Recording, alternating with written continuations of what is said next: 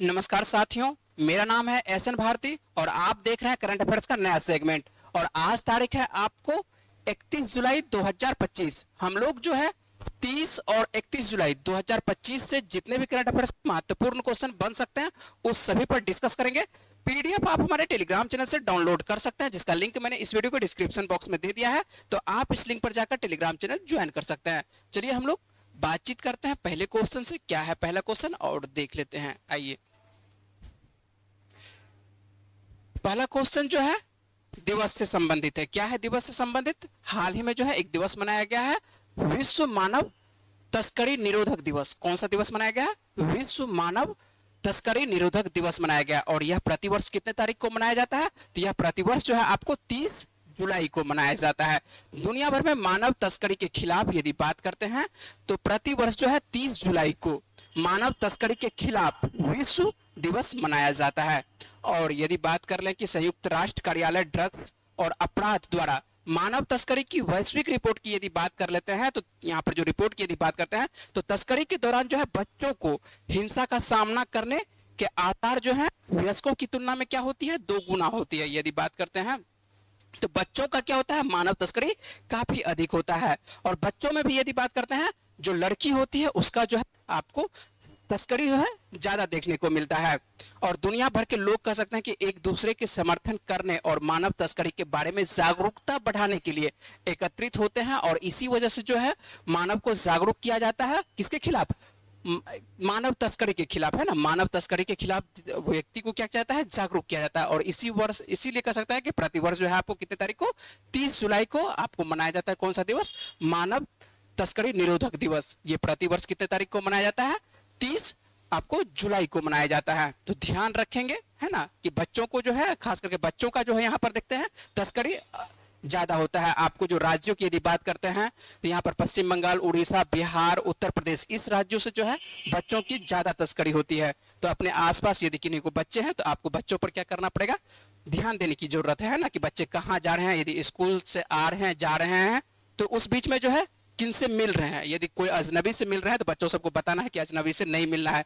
यदि कोई अजनबी कुछ दे रहा है तो ये सब जो है तो लेना नहीं है ना। तो बच्चों को जो है इस सब के बारे में खास करके बताते रहना चाहिए कि कोई अजनबी से मिलना उलना नहीं है ना। बच्चे यदि कहीं पर खेल रहे हैं, कोई आपको प्लेग्राउंड में खेल रहे हैं, तो ये सब भी ध्यान देने की जरूरत है कि बच्चा मान के चलिए यदि कहीं पर खेल रहा है तो कोई अजनबी से वहां पर भी वहां सबसे क्या किया जाता है? बच्चों को खास करके उठा लिया जाता है। ठीक है, तो ये ध्यान रखने की जरूरत है बच्चों पर। ठीक है, खास करके। वैसे तो मानव तस्करी देख लेता है तो आजकल जो है आप किसी को भी कर दिया जाता है। ठीक है, बड़े व्यक्तियों को भी किया जाता है मानव तस्करी के अंतर्गत। ठीक ना। तो यहाँ पर आप लोग ध्यान रखेंगे। इसी वर्ष जो है लोगों को इसलिए क्या किया जाता है? जागरूक किया जाता है। किसके कह सकते हैं कि किसके द्वारा मनाया जाता है? तो ये संयुक्त राष्ट्र के द्वारा एक कार्यक्रम मनाया जाता है। और विश्व मानव तस्करी निरोधक दिवस प्रतिवर्ष जो है 30 जुलाई को मनाया जाता है। हम लोग जो है एक और दिवस ले लेते हैं, क्योंकि आपको बताया है कि कल जो है आपको वीडियो नहीं मिल पाया था। आपको मालूम है कि पटना में क्या हो रही, काफी बारिश हो रही है। अभी भी जो है बारिश हो रही थी, लेकिन आज उसके बावजूद भी आप कह सकते हैं कि वीडियो बनाना था आपके, इसलिए आना पड़ा, है ना। तो क्योंकि डेली जो है कह सकते हैं कि यहाँ पर अब्सेंस नहीं कर पाते हैं, है ना। और इस वजह से जो है कह सकते हैं कि आज आपके लिए आना था। सोच रहे कि वीडियो बनाना ही है तो वीडियो बना रहे हैं ना। तो आइए देख लेते हैं, कल का भी कुछ कुछ प्रश्न जो है आज कवर कर लेंगे। ठीक है, दोनों दिनों का जो है प्रश्न कवर करने की कोशिश करेंगे आज ही। तो देख लेते हैं, एक दिवस जो है महत्वपूर्ण दिवस है। ये दिवस से आपको जो है प्रश्न पूछा जाता है। और क्या है? तो अंतर्राष्ट्रीय बाघ दिवस। कौन सा दिवस है? अंतर्राष्ट्रीय बाघ दिवस। यदि बात करते हैं अंतर्राष्ट्रीय बाघ दिवस प्रतिवर्ष कब मनाया जाता है? तो ये आपको मनाया जाता है कितने तारीख को? 29 जुलाई को मनाया जाता है। कितने तारीख को? 29 जुलाई को मनाया जाता है। इसका उद्देश्य क्या है? तो उद्देश्य जो है बाघों के प्राकृतिक आवासों को संरक्षित करना और विश्व भर में संरक्षण प्रयासों के लिए कह सकते हैं जागरूकता करना है। ठीक है, तो यहाँ पर जो है बाघों के बारे में कह सकते हैं कि उद्देश्य क्या है? तो बाघों के प्राकृतिक आवासों को संरक्षित करना तथा विश्व भर में संरक्षण प्रयासों के लिए जन जागरूक को क्या करना है? बढ़ाना है। और भारत में यदि करते हैं, सिर्फ केवल भारत की बात करते हैं कि भारत में प्रोजेक्ट टाइगर, तो प्रोजेक्ट टाइगर पूछा जाता है। बहुत बार प्रश्न पूछा गया है। तो बहुत बार प्रश्न पूछा गया, क्या पूछा गया कि प्रोजेक्ट टाइगर की शुरुआत कब होती है? तो प्रोजेक्ट टाइगर की शुरुआत जो होती है 1 अप्रैल 1973 को होती है। कब होती है? तो 1 अप्रैल 1973 को होती है इसकी शुरुआत। और भारत सरकार के द्वारा कह सकते हैं कि केवल बाघों के संरक्षण को बढ़ावा देने के लिए यह पहल की गई थी। वर्ष 2022 में देखते हैं तो वर्ष 2022 में बाघ की गणना की गई थी। वैसे 2025 में गणना की जा रही है, लेकिन अभी सभी जगह की गणना की रिपोर्ट आई नहीं है। अभी जो है हम लोग 2022 का ही रिपोर्ट देख लेते हैं। तो 2022 में जो है बाघों की गणना की जाती है और उसमें भारत में करीब कितने बाघों की संख्या है? तो आपको 3682 बाघ है, जो कि आपको 2022 की रिपोर्ट है कि 3682 बाघ है। और इसमें सर्वाधिक जो आपको किस राज्य में है? तो सर्वाधिक जो आपको दिखाई पड़ता है 785 मध्य प्रदेश में देखने को मिलता है। कहां पर देखने को मिल रहा है? तो मध्य प्रदेश में बाघों की संख्या कह सकते हैं कि सर्वाधिक है।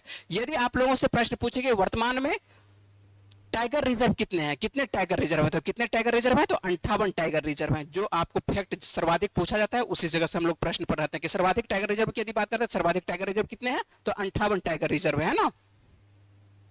तो ये आप लोगों को ध्यान रखना है कि प्रतिवर्ष जो है आपको बाघ दिवस जो है कितने तारीख को मनाया जाता है? तो आपको 29 जुलाई को मनाया जाता है ना। और हम लोगों का जो है राष्ट्रीय पशु, भारत का यदि राष्ट्रीय पशु की बात करते हैं, भारत का राष्ट्रीय पशु क्या है? तो भारत का जो राष्ट्रीय पशु है क्या है? हम लोगों का बाघ ये है ना, रॉयल टाइगर हम लोग जिसको बोलते हैं। और इसको जो है आपको पैंथरा टिग्रिस बोलते हैं, वैज्ञानिक नाम क्या बोलते हैं? पैंथरा टिग्रिस बोलते हैं, है ना। याद है ये सब तो मान के चलिए जीएस के अंतर्गत आता है, तो ये सब प्रश्न आप लोगों को याद ही होगा।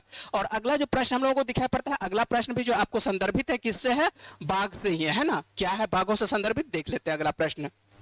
यहां पर देखिए, अब आप लोगों को जो है देख लेते हैं कि क्या प्रश्न है। भारत का कौन सा टाइगर रिजर्व दुनिया का तीसरा, क्या है? दुनिया का तीसरा सबसे अधिक बाघ घना रिजर्व बन गया है। बाघ घना मतलब क्या? बाघों की घनत्व कह सकते हैं कि कहां पर ऐसा कौन सा टाइगर रिजर्व है जहां पर कह सकते हैं कि बाघ घनत्व अधिक है। तो बाघ घनत्व वाला जो अधिक है, आपको इसमें तीसरा पूछा जा रहा है। किसके बारे में पूछा जा रहा है? तीसरा कौन बन गया है? तो तीसरा जो बना है कौन सा? काजीरंगा राष्ट्रीय उद्यान आपको टाइगर रिजर्व बना है।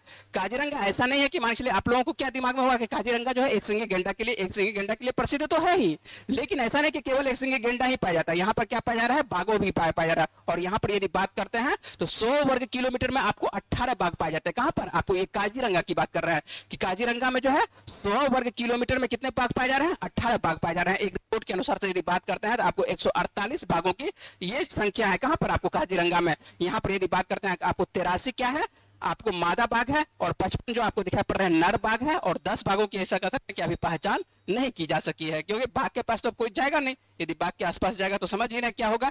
तो ये जो है दूर से कैमरा से लिया जाता है, लेकिन जो बाघ कह सकते हैं कि जंगल में बहुत ज्यादा ही जंगलों की तरफ रहते हैं, तो 10 बाघ ऐसे हैं जिसके रिपोर्ट कर सकते हैं कि अभी तक ऐसा पहचान नहीं किया गया है। तो बाघों का रिपोर्ट जो है किया जा रहा है। तो आने वाले दिनों में हो सकता है कि फिर से बाघों के जो आपको दिखाई पड़ रहा है 3600 जो यहाँ पर आपको दिए हैं, कहां पर?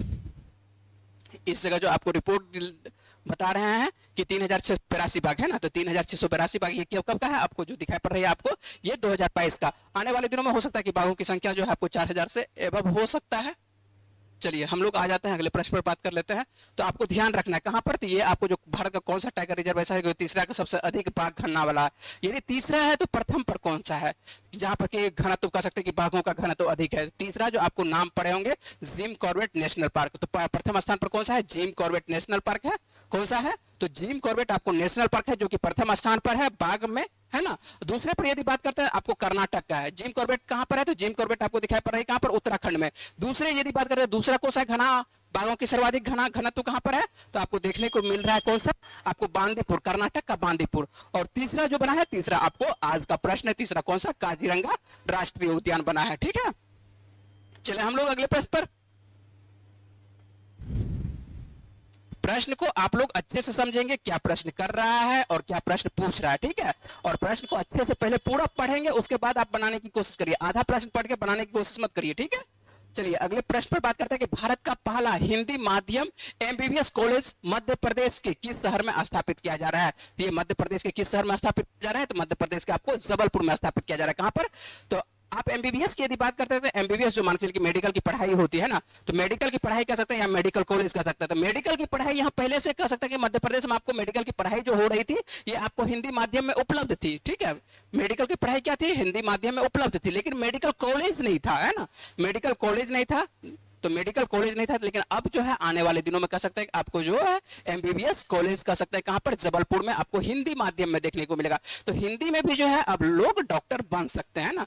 किसी को लगता था कि भाषा बाधित है, तो भाषा अब बाधित नहीं होगी। किस राज्य की बात कर रहे हैं? तो ये आपको मध्य प्रदेश के बात कर रहे हैं। और मध्य प्रदेश में कहां पर ये कॉलेज खुलने वाली है आपको हिंदी माध्यम से एमबीबीएस की कॉलेज जो कह सकते हैं कि आपको जबलपुर में। ठीक है, ध्यान रखेंगे। तो ये अब जो है आने वाले दिनों में पहला कह सकते हैं कि पहला हिंदी माध्यम का मेडिकल कॉलेज शुरू हो रहा है। कहां पर? तो आपको मध्य प्रदेश में, है ना।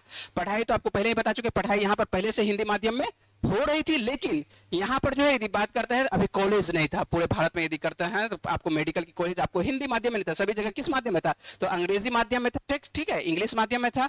लेकिन अंग्रेजी माध्यम के बाद आप कह सकते हैं कि दूसरे भाषा में आपको देखने को मिल रहा है, तो किस भाषा में देखने को मिल रहा है, हिंदी माध्यम में पहला स्टार्ट हो रहा है।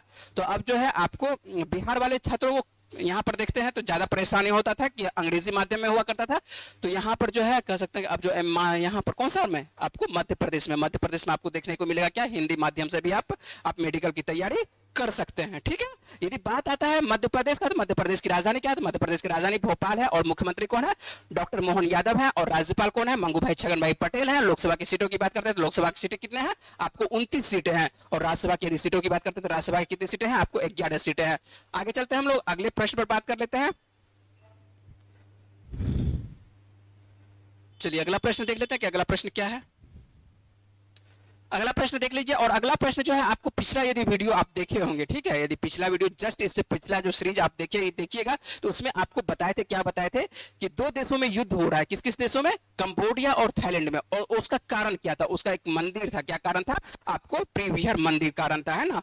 इसके बारे में आपको पूरे विस्तार से बात किए थे, आज फिर से एक बार बातचीत कर लेते हैं। और इसी प्रश्न को लेकर मान लीजिए जब बताए थे कि दो देशों में युद्ध हो रहा है, तो यहाँ पर जो आपको पहले प्रश्न को देख लेते हैं क्या पूछा जा रहा है कि किस देश के प्रधानमंत्री ने हाल ही में थाईलैंड कंबोडिया सीमा संघर्ष को सुलझाने के लिए मध्यस्थता और युद्ध विराम की घोषणा की है। तो किस देश के द्वारा, तो मलेशिया के द्वारा, है ना, पड़ोसी देश है मलेशिया। तो मलेशिया जो आपको दिखाई पड़ रही है पड़ोसी देश किसका, आपको थाईलैंड और कंबोडिया का पड़ोसी देश दिखाई पड़ रहा है। और इसके द्वारा कह सकते हैं कि इसके जो प्रधानमंत्री हैं, आपको मलेशिया के जो प्रधानमंत्री कौन, अनवर इब्राहिम, इनके द्वारा ऐलान किया गया है कि दोनों देशों को क्या करना है, आपको युद्ध को क्या करना है, संघर्ष को क्या करना है, विराम देना है, ठीक है। तो यहाँ पर दोनों देशों के द्वारा युद्ध विराम की घोषणा किया जाते हैं, कोई बिना शर्तें बोला क्या है कि युद्ध को एक तरह से युद्ध सही नहीं होती है, तो तुरंत जो है बिना शर्त युद्ध की विराम पर सहमति जताई है, किसके द्वारा, तो अनवर आपको इब्राहिम के द्वारा। ये अनवर इब्राहिम कहाँ के प्रधानमंत्री हैं, तो अनवर इब्राहिम मलेशिया के। तो मलेशिया के प्रधानमंत्री की मध्यस्थता में कह सकते हैं कि आपको दोनों देशों, कौन कौन देश, तो आपको थाईलैंड और कंबोडिया में जो संघर्ष चल रहा था इसको क्या किया जा रहा है, समाप्त करने की बात कर रहा है ना। कारण क्या है युद्ध का, तो युद्ध के कारण के बारे में आपको पिछले दिनों में बताए थे, और कारण था क्या था, मंदिर था। ये जो आपको मंदिर दिखाई पड़ रहे हैं पिछले दिनों में बताए थे, ये क्या है, प्रीविहर मंदिर है। तो प्रीविहर मंदिर पे ही जो है आपको कारण है, यही मंदिर का जो है कह सकते हैं, इसी मंदिर को लेकर खास करके जो कारण बनते हैं, युद्ध का कारण बनती है। और इस मंदिर के बारे में पिछले दिनों पूरे विस्तार से बात किए थे कि इस मंदिर में कौन सा देवता है, कौन सा देवता है, शिव देवता है। कौन है, जो हिंदू देवता, हिंदू मंदिर है, ठीक है। तो ये हिंदू मंदिर है, और आपको दिखाई पड़ रहा है कौन, हिंदू मंदिर नहीं कह सकते, हिंदू धर्म से संबंधित कर सकते हैं, हिंदू धर्म से संबंधित कर सकते हैं कि, और आपको जो शिव से है ना, कौन से देवता से, शिव से संबंधित ये दिखाई पड़ रही है। क्या कारण है, कारण क्या है, विवाद का कारण क्या है, एक बार फिर से बात करते हैं। पिछले दिन तो बात किए थे, पिछले वीडियो में बात किए थे, लेकिन एक बार फिर से बात करते हैं, है ना। इस विवाद का जड़ कह सकते हैं कि इस विवाद का कारण क्या है, इस विवाद की जो जड़ है बहुत पुराना है। क्या है पुराना, ऐतिहासिक मंदिर जो कह सकते हैं, ये संप्रभुता को लेकर, क्या है, संप्रभुता जो सब कह सकते हैं, इसमें दोनों देश क्या करते हैं, अपना अपना एक तरह से संप्रभुता कह सकता है कि ये मेरा है तो ये मेरा है ना, अपना अपना अधिकार इस पर स्थापित करना चाहता है इस मंदिर पर लेकर। तो मंदिर पर अधिकार वर्तमान में भी किसका है, तो मंदिर पर अभी वर्तमान में अधिकार आपको दिखाई पड़ता है किसका है, कंबोडिया का है ना। कंबोडिया का अधिकार क्यों है, तो 1962 ईस्वी में कह सकते हैं कि इंटरनेशनल कोर्ट ऑफ जस्टिस के द्वारा, किसके द्वारा, 1962 में इंटरनेशनल कोर्ट ऑफ जस्टिस के द्वारा जो है प्रीविहर मंदिर को जो है कंबोडिया का हिस्सा माना, किसका हिस्सा माना, तो कंबोडिया का हिस्सा माना। लेकिन जैसे ही 2008 होती है, तो 2008 में कंबोडिया क्या करती है, इस मंदिर को यूनेस्को, है ना, यहाँ पर जो है यूनेस्को में कह सकते हैं, यूनेस्को वर्ल्ड हेरिटेज में ये घोषित करने की कोशिश करता है। इसको कह सकते हैं कि यूनेस्को के एक तरह से सूची में सूचीबद्ध करवाने की कोशिश किया जाता है, किसके द्वारा, कंबोडिया के द्वारा। और जैसे ही कंबोडिया कहते हैं इसको यूनेस्को की सूची में घोषित करता है, हेरिटेज घोषित कराने की कोशिश करता है, तो यहाँ पर जो है कौन एक तरह से खड़ा हो जाता है इसके विपक्ष में, तो विपक्ष में थाईलैंड खड़ा हो जाएगा। थाईलैंड कहेगा ये तो मेरा है ना। जैसे यदि बात करते हैं, अभी आपको यदि ये प्रश्न समझ में नहीं आता, एक भारत और पाकिस्तान की बात कर लेते हैं। जैसे पीओके किसका है, पीओके भारत का है, लेकिन उस पर अधिकार वर्तमान में किसका है, वर्तमान में हम लोग देखते हैं तो उस पर क्या है, आपको पाकिस्तान का देखने को मिलता है ना, अधिकार उस पर पाकिस्तान का, लेकिन भारत का ये अधिकार है। और यदि पीओके पर मान लेते हैं कि वो किसी और को वहां पर वो जमीन किसी को देना चाहता है, तो जैसे वो जमीन किसी और को देना चाहेगा तो भारत क्या करेगा, उसका विरोध करेगा। स्वाभाविक बात है कि विरोध करेगा, क्योंकि वो भारत का अधिकार क्षेत्र में आता है। इसी तरह से यहाँ पर जो मंदिर है, तो मंदिर मान के चलिए कि कहाँ ऐसा जाता है कि इंटरनेशनल कोर्ट ऑफ जस्टिस के द्वारा उस पर क्या कहा जाता है कि ये कंबोडिया का है, तो अभी वर्तमान में भी कंबोडिया के पास ही है, लेकिन इस पे मान के चलिए अधिकार कौन करता है, थाईलैंड बोलता है कि इस पे कौन है, मेरा अधिकार है, थाईलैंड। यहाँ पर दो मंदिर, एक मंदिर तो प्रीवियर के खास करके कारण बता ही चुके, उसी के बगल में एक और मंदिर है आपको थॉम मेओन का मंदिर है, तो दोनों मंदिर पर लेके, दोनों मंदिर आसपास में ही है, दोनों मंदिर कह सकते हैं। और एक बार फिर से आपको मंदिर का चित्र दिखा देते हैं जिससे आपको समझ में आ जाएगा कहाँ है ना। ये जो आपको मंदिर दिखाई पड़ रहा है, ये हिंदू धर्म से संबंधित मंदिर है। कौन से धर्म से संबंधित है, ये आपको हिंदू धर्म से संबंधित है। और वर्तमान में ये कहां पर है, कौन सा मंदिर, इसका मंदिर का नाम क्या है, प्रीवियर मंदिर है। और कहां पर है वर्तमान में, ये आपको कंबोडिया में है ना। और इस पे अधिकार लेके, सीधी सी बात है कि अधिकार को लेकर दोनों देशों में लड़ाई है। थाईलैंड बोलता है मेरा है, कंबोडिया बोलता है मेरा है ना। यही कारण है और कुछ नहीं कारण है, थोड़ा थोड़ा समझ रहे थे, पड़ोसी देश में थोड़ा थोड़ा लेके कुछ ना कुछ युद्ध का कारण बन जाता है। चलिए अगले प्रश्न पर बात करते हैं। और अगला प्रश्न क्या है देख लेते हैं कि बेल्जियम ग्रैंड प्रिक्स 2025 किसके बारे में बात कर रहे हैं, बेल्जियम ग्रैंड प्रिक्स 2025 का खिताब किसके द्वारा जीता जाता है, तो ये ऑस्कर पियास्त्री के द्वारा जीता जाता है। किसके द्वारा जीता जाता है, तो ये ऑस्कर पियास्त्री के द्वारा जाता है ना। ये जो आपको खेल दिखाई पड़ रहा है, ये जो खेल होती है, ये क्या होती है, आपको सीधी सी बात है, आपको क्या नाम है खेल का, तो खेल का नाम है ग्रैंड प्रिक्स। बेल्जियम का जो ग्रैंड प्रिक्स यदि बात करते हैं, कौन सा है, बेल्जियम ग्रैंड प्रिक्स 2025। क्या क्या क्या नाम है खेल का, तो आपको बेल्जियम ग्रैंड प्रिक्स 2025 है। और ये किसके द्वारा जीता जाता है, तो ऑस्कर आपको पियास्त्री के द्वारा जीता जाता है। किसके द्वारा, तो ऑस्कर पियास्त्री के। ये खेल जो है कौन जीतता है, तो ऑस्कर पियास्त्री जीतता है। और ऑस्कर पियास्त्री कहाँ के रहने वाले हैं, ये जो आपको ड्राइवर दिखाई पड़ रहे हैं ऑस्कर पियास्त्री, ये कहाँ के रहने वाले हैं, तो ये आपको है ऑस्ट्रेलिया के रहने वाले। कहाँ के, ऑस्ट्रेलिया के रहने वाले हैं। तो आपको ध्यान रखना है कि ग्रैंड प्रिक्स, बेल्जियम का ग्रैंड प्रिक्स 2025 किसके द्वारा जीता है, आपको ऑस्कर पियास्त्री के द्वारा जीता गया है। इतना ही आपको याद रखना है, इससे ज्यादा जरूरत नहीं है याद रखने का, है ना। अगले प्रश्न पर बात करते हैं। अगला क्या प्रश्न है देख लेते हैं। अगला प्रश्न जो आपको दिखाई पड़ रहा है, संसद टीवी, आप लोग नाम सुने होंगे। संसद टीवी के जो मुख्य कार्यकारी अधिकारी हैं, जिसको कि सीईओ के रूप में किसे नियुक्त किया गया है, सीईओ के रूप में यदि बात करते हैं कि संसद टीवी का सीईओ किसे नियुक्त किया गया है, तो संसद टीवी का जो सीईओ, लोकसभा के जो वर्तमान में महासचिव उत्पल कुमार सिंह है। कौन है, उत्पल कुमार सिंह कौन है, लोकसभा के महासचिव है। क्या है, ये आपको लोकसभा के महासचिव उत्पल कुमार सिंह के बारे में बात करते हैं कि उत्पल कुमार सिंह, इसी को जो है अतिरिक्त प्रभार सौंपा गया। किनको सौंपा गया है, अतिरिक्त प्रभार किनको, उत्पल कुमार सिंह को सौंपा गया। तो ध्यान रखेंगे उत्पल कुमार सिंह को क्या सौंपा गया है, ये जो आप तस्वीर देख रहे हैं, ये उत्पल कुमार सिंह है ना। और लोकसभा के क्या है, ये महासचिव है। और इन्हीं को जो है अतिरिक्त प्रभार के तौर पर अतिरिक्त प्रभार सौंप दिया गया है। तो आपको ध्यान रखना है उत्पल कुमार सिंह के बारे में, है ना। और इन्हीं को जो है संसद टीवी का क्या नियुक्त किया गया है, सीईओ नियुक्त किया गया है, अतिरिक्त प्रभार दिया गया है ना। तो ध्यान रखिएगा इस प्रश्न को। चलते हैं अगले प्रश्न पर। और अगला प्रश्न क्या है देख लेते हैं कि स्विट्जरलैंड के बासेल में आयोजित यूईएफए है ना, यूईएफए आपको महिला यूरो कप 2025 किसकी बात कर रहे हैं कि महिला यूरो आपको 2025 यूईएफए महिला यूरो 2025 टूर्नामेंट किस देश के द्वारा जीता गया, इंग्लैंड के द्वारा जीता गया। आपको जो मुख्य पृष्ठ पर जो आपको देखने को मिला था तस्वीर, तो आपको यहीं से तस्वीर देखने को मिला था कि यूई आपको एफए महिला यूरो आपको 2025 टूर्नामेंट किस देश के द्वारा जीता जाता है, तो इंग्लैंड। और इंग्लैंड जो है किसको पराजित करके जीतता है, तो इंग्लैंड जो है स्पेन को पराजित करके जीतता है। किसको, तो स्पेन को पराजित करके ये जीतता है।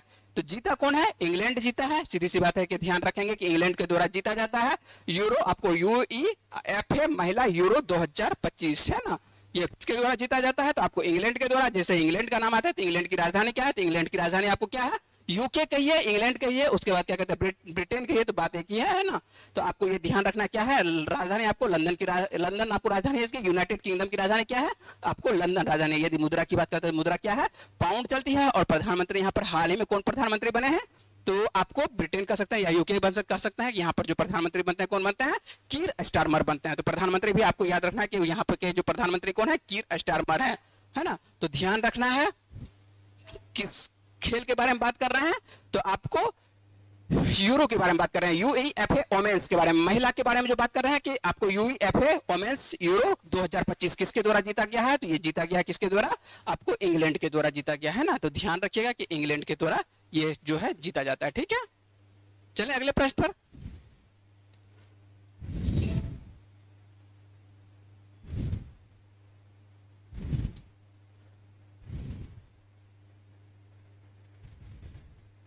चलिए आप यदि बात करें कि आपको पीडीएफ कहां से मिलेगा, है ना, तो यदि पीडीएफ की बात करते हैं कि पीडीएफ आपको कहां से प्रोवाइड होगा, तो पीडीएफ के लिए आप जा सकते हैं किस चैनल पर जा सकते हैं, आपको सानवी जीएस सेंटर आप पटना पर जा सकते हैं। किस पे जा सकते हैं, आप सानवी जीएस सेंटर पटना पर जा सकते हैं। यहाँ पर यदि आप इसको सर्च करिएगा किस चीज पे, तो टेलीग्राम चैनल पर, आप टेलीग्राम पर जाना है, टेलीग्राम पर आपको सर्च करना है क्या, एक चैनल मिलेगा आपको सानवी जीएस सेंटर पटना, और इस पे जो है आपको इस लोगो के नाम से आपको जा सकते हैं। यहाँ पर आपको देखने को मिलेगा क्या, पीडीएफ प्रतिदिन का डाला हुआ है ना।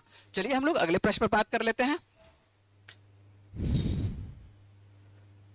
और अगला प्रश्न हम लोग देख लेते हैं कि अगला प्रश्न क्या है, किसे भारतीय रिजर्व बैंक, है ना, क्या है कि किसे भारतीय रिजर्व बैंक के केंद्रीय बोर्ड में निदेशक के रूप में नियुक्त किया गया है। तो ये किसे नियुक्त किया गया है, तो अनुराधा ठाकुर को नियुक्त किया गया है। तो ध्यान रखिएगा कि अनुराधा ठाकुर को क्या नियुक्त किया गया है, तो भारतीय रिजर्व बैंक के केंद्रीय बोर्ड में निदेशक के रूप में नियुक्त किया गया है। तो भारतीय रिजर्व बैंक के निदेशक के रूप में किसे नियुक्त किया गया है, तो आपको अनुराधा ठाकुर को नियुक्त किया गया है। और ये जो आप तस्वीर देख रहे हैं, ये तस्वीर आपको किसका है, अनुराधा ठाकुर का है, ठीक है। ये जो तस्वीर आप देख रहे हैं किनका है, ये अनुराधा ठाकुर का तस्वीर है। और इनको यदि बात करते हैं कि क्या नियुक्त किया गया है, तो इनको भारतीय रिजर्व बैंक के केंद्रीय बोर्ड में निदेशक के रूप में नियुक्त किया गया है। चले अगले प्रश्न पर। अगला प्रश्न देख लेते हैं कि 2025 में लैटिन अमेरिकी देशों के गठबंधन के द्वारा लॉन्च किए जा रहे एआई भाषा, है ना, अभी के दौर में देखिएगा तो एआई महत्वपूर्ण भूमिका के रूप में रहती है। तो और यहाँ से जब एआई से प्रश्न रहता है तो एआई आपको ध्यान रखना है कि एआई भाषा मॉडल का नाम क्या है, तो इसका नाम क्या है, लैटम जीपीटी, है ना। क्या नाम है, लैटम जीपीटी, है ना। चलिए याद रखिएगा लैटम जीपीटी क्या होती है। लैटम जीपीटी यहाँ पर एक बार देख लेते हैं। तो लैटम जीपीटी जो है एक बड़े भाषा मॉडल का क्या है, नाम है, क्या है, लैटम जीपीटी। अभी अभी आप लोगों को नहीं पता होता है ना, तो अभी जब नहीं पता होता है तो आपको कुछ दिनों के बाद पता चलेगा, जब सभी को यूज करने लगेगा तब आपको पता चलेगा। लेकिन अभी प्रश्न जब मान के चलिए मेरे लिए क्या है, तो अभी आपको जब प्रश्न आता है तो ये प्रश्न आपको कहां से कवर कर रहे हैं, तो द हिंदू से कवर कर रहे हैं। तो द हिंदू में ये आपको दिया हुआ है कि लैटम जीपीटी क्या है, एक बड़े भाषा का क्या है, मॉडल नाम है, जिसे 12 यहाँ पर जो है 12 लैटिन अमेरिकी देशों के द्वारा क्या क्या है, सांस्कृतिक रूप से इसमें समावेशी ओपन सोर्स के द्वारा एआई पहल के रूप में विकसित किया जा रहा है। और सितंबर 2025 में ये लॉन्च होने वाला यह मॉडल चिली के राष्ट्रीय कृत्रिम बुद्धिमत्ता केंद्र के द्वारा क्या है, संचालित है। और इसमें 30 से अधिक संस्थानों का क्या है, योगदान है। तो ये कब लॉन्च होने वाला है, तो ये सितंबर 2025 में आने वाले दिनों में जो है ये लॉन्च होने वाला है।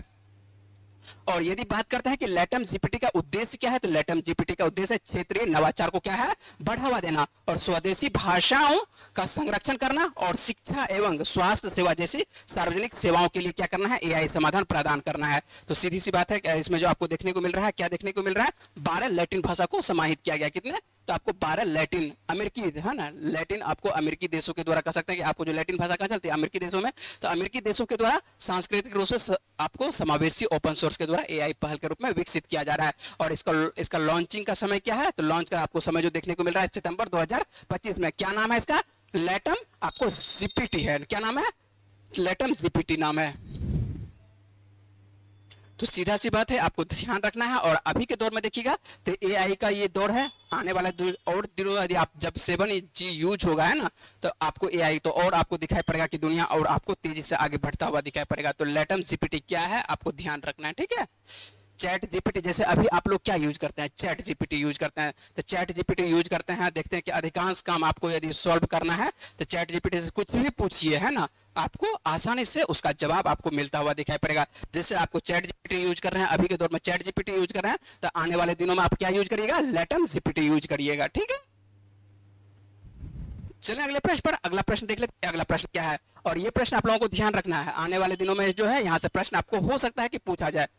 जैसे कि आप सिंदूर ऑपरेशन के बारे में पढ़े थे, ठीक है, उसी तरह से यहाँ पर एक ऑपरेशन चलाया गया। कौन सा ऑपरेशन है, उस आतंकवाद रोधी अभियान का नाम क्या है जिसमें भारतीय सुरक्षा बलों ने दाची गाम, ठीक है, या दाची गाम राष्ट्रीय उद्यान के पास कह सकते हैं कि लश्कर ए तैयबा के 3 आतंकवादियों को क्या किया है, मार गिराया। और उस ऑपरेशन का नाम क्या है, तो ऑपरेशन का नाम है ऑपरेशन महादेव। क्या नाम है ऑपरेशन का, ऑपरेशन महादेव। अभी का समय जो है, सीधी सी बात है, अभी कौन सा मान के चलिए कि सावन का महीना चल रहा है, और सावन के महीने में सीधी सी बात है सभी जगह आपको देखने को मिल रहा है, एक नाम देखने को मिल रहा है, शिव महादेव से जुड़ा हुआ नाम देखा। इसीलिए जो है अभी के समय में ऑपरेशन जो चलाया गया इसका नाम क्या रखा गया, महादेव नाम रखा गया। क्या नाम रखा गया, महादेव, है ना। तो उस आतंकवादी रोधी अभियान का नाम क्या है जिसमें भारतीय सुरक्षा बलों ने दाचीग्राम राष्ट्रीय उद्यान, तो ये जो आपको भारतीय सुरक्षा बलों के द्वारा कह सकते हैं कि जम्मू कश्मीर के श्रीनगर जिले के दाचीगाम इलाके में जो है आपको आतंकवादी रोधी अभियान ऑपरेशन कौन सा शुरू हो किया गया था, तो ऑपरेशन आपको महादेव शुरू किया गया था। और इसका लक्ष्य क्या था, आप लोग देखते होंगे कि अप्रैल 2025 में 26 लोगों के आतंकवादी के द्वारा क्या जान ले लिया जाता है, जिसमें कि अधिकांश हिंदू ही थे। लगभग सभी 26 लोग जो है सभी हिंदू को मारा गया था। तो ये घटना कहां पर हुई थी, तो ये घटना हुई थी कहां पर, पहलगाम में। पहलगाम आतंकवादी हमले में आपको सीधी सी बात है दिखाई पड़ेगा आतंकवादियों का कह सकते हैं कि एक हमला देखने को मिलता है पहलगाम में। और यहाँ पर जो है आपको अप्रैल 2025 में होता है और 26 लोगों की क्या चली जाती है, यहाँ पर जान चली जाती है। और इसी की वजह से जो है यहाँ पर आप देख सकते हैं कि आपको आतंकवादी हमले के पीछे जो कह सकते हैं आतंकवादियों को क्या करना था, यहाँ से सफाया करना था। और यहां पर जो आपको देखने को मिलता है जहां पर मार क्या गया है कि मार की 3 आतंकवादियों को मार गिराया है। तो 3 आतंकवादियों को जो नाम कह सकते हैं कि किसका किसका नाम है, तो यहां पर आपको जो नाम देखने को मिल रहा है सुलेमान, है ना, जिसे सुलेमान शाह उर्फ आसिफ के नाम से भी इसको जाना जाता था। किस नाम से, तो सुलेमान, जिसको कि मान चले कि सुलेमान शाह उर्फ आसिफ के नाम से इनको जाना जाता था। उसके बाद जिब्रान, है ना, दूसरा जो नाम था कौन था, जिब्रान, अबू, और तीसरा नाम यदि बात करते हैं कि अबू हमजा, है ना, क्या नाम था, आपको जिब्रान था। और तीसरा नाम जो देखने को मिल रहा है अबू हमजा। और ये सब जो है आपको देखने को मिल रहा है ये अफगानी नामक ये आतंकवादी है जो कि किससे जुड़े हुए थे, ये लश्कर तैयबा से जुड़े हुए थे।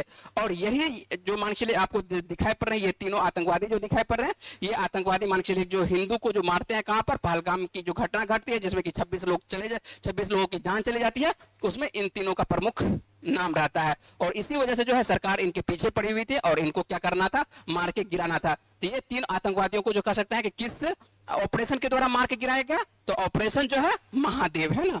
तो ऑपरेशन महादेव आपको याद रखना है कि ऑपरेशन महादेव का संबंध किससे है, तो ऑपरेशन महादेव का संबंध किससे है, तो आतंकवाद से है ना, किससे है, तो ऑपरेशन आपको महादेव संबंध आपको याद रखना है। और ये घटना कहां पर, तो आपको जम्मू कश्मीर के श्रीनगर के दाचीगाम इलाके में घटना ये मान के चलिए होती है। कहां पर होती है, ये दाचीगाम इलाके में होती है, ठीक है, जहां पर कि ये मार के गिराया जाता है 3 आतंकवादियों को। चलिए, तो आज का जो हम लोग करंट अफेयर्स का जो प्रश्न रखते हैं यहां तक ही रखते हैं। और आप लोगों से जो मान के चलिए कि जो पिछले वीडियो का क्या प्रश्न आप लोगों से पूछते हैं और इसका सही जवाब क्या होता है पहले वो देख लेते हैं। तो यहाँ पर देख लेते हैं पिछले वीडियो में आप लोगों से क्या प्रश्न पूछे गए थे। निम्न में से किस शहर में भारत के पहले हाइड्रोजन संचालित ट्रेन कोच का सफलतापूर्वक परीक्षण किया गया है, तो इसका सही आंसर क्या है, तो इसका सही आंसर जो होगा क्या होगा, चेन्नई होगा। क्या आंसर होगा, तो इसका जो सही आंसर आपको देखने को मिल रहा है, क्या आंसर देखने को मिल रहा है, देखने को मिल रहा है। और अधिकांश छात्रों ने इस प्रश्न का जवाब जो है कमेंट बॉक्स में सही दिए हैं। जिनको भी इस प्रश्न का जवाब आता है, मान के चलिए अगले प्रश्न पर हम लोग जैसे पूछ लेते हैं आप लोगों से, क्या पहले प्रश्न ही देख लेते हैं। जैसे देख लेते हैं कि आज का क्या प्रश्न है। हाल ही में अशोक गजपति, है ना, क्या नाम है, अशोक गजपति राजू को जो है किस राज्य का 22वां राज्यपाल नियुक्त किया गया है, तो इसका सही आंसर क्या होगा आप लोगों को बताना है। कहां पर बताना है, कमेंट बॉक्स में बताना है। आपके पास 4 ऑप्शन है और आप लोगों से अंत में क्या करते हैं, एक प्रश्न पूछते हैं और इसका सही जवाब क्या है आपको बताना है। कहां पर बताना है, कमेंट बॉक्स में बताना है। जो भी आपको लगता है कि इसका सही जवाब होगा आपको देना है कमेंट बॉक्स में जवाब। आप जिस भी चैनल पर देख रहे हैं उस चैनल पर आप जाके आपको कमेंट बॉक्स में अपना आंसर देना है। यदि हो सके तो आप अपना नाम के साथ आप ये आंसर देने की कोशिश करिएगा। चलिए, आप लोगों से मिलते हैं अगले वीडियो में, तब तक के लिए अपना ख्याल रखिए, पढ़ते रहिए, वीडियो में बने रहने के लिए बहुत बहुत धन्यवाद।